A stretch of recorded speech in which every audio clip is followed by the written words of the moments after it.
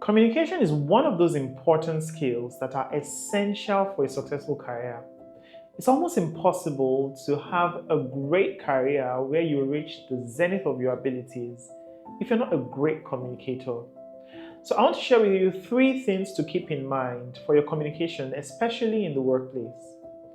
The first is you ask yourself, considering what I know about this person, what will be realistic in this conversation? I'll give you an example. If you know you're going to be speaking with an entry level staff, then it might not be so realistic to talk about the strategy of the company, the financial performance, etc. They don't know much about that. And so bringing that up in conversation might just be a one sided affair, which is not great communication. So, what do you know that will be realistic to be discussed based on what you know about the person that you're talking to? And it might be just their level of knowledge, their level of experience, and sometimes even their mood. If you go into a call with someone who was visibly agitated, then you know that some things might not be realistic to bring up in that conversation.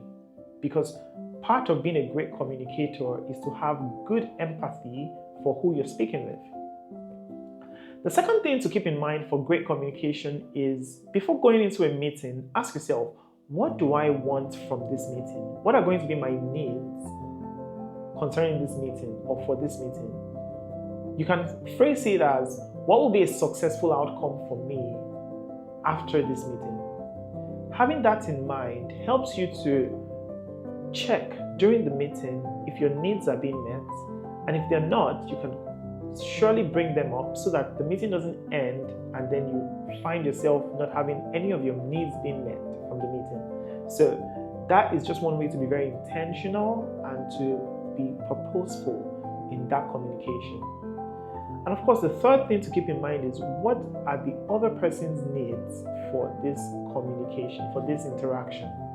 You don't want to be that person who has all your needs met in an interaction and then the other person doesn't.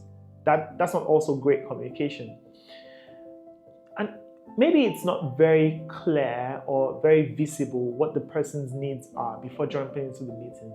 But one very good tip is that as you start the meeting, you lay out what are your needs and then you ask for their feedback and their input as well. What would be a successful outcome for you from this meeting? Are there any things you would like to discuss in this meeting?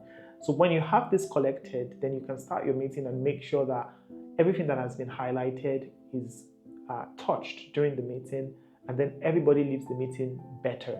That is how to have great conversations, great communication, especially in the workplace. Thank you for watching.